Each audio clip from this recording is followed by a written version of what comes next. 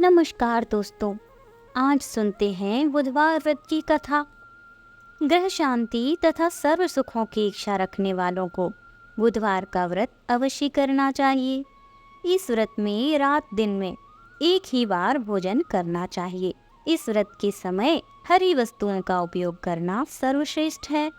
व्रत के अंत में शंकर जी की पूजा धूप बेलपत्र आदि से करनी चाहिए। साथ ही बुधवार की कथा सुनकर आरती के बाद प्रसाद लेना चाहिए। बीच में नहीं जाना चाहिए। आइए सुनते हैं बुधवार की व्रत कथा। एक समय एक व्यक्ति अपनी पत्नी को विदा करवाने के लिए अपने ससुराल गया।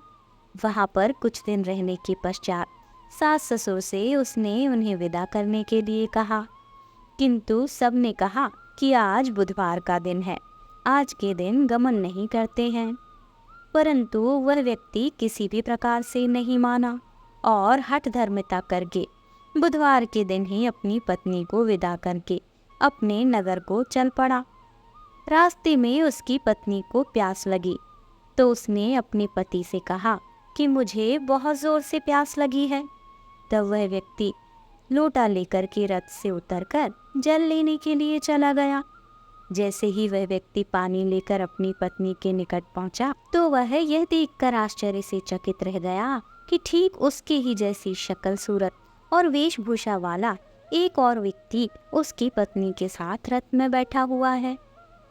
यह देखकर उसे बहुत अधिक क्रोध आया और उसने क्रोध से भरकर उससे कहा कि तू कौन है जो मेरी पत्नी के निकट बैठा हुआ है।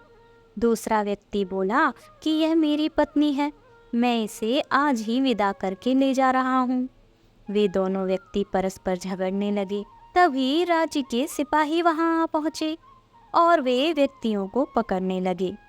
तब स्त्री से पूछा गया कि तुम्हारा असली पति कौन सा है, किंतु पत्नी शांत ही रही, क्योंकि वे दोनों एक जैसे ही थे तो वह किसे अपना असली पति कहती।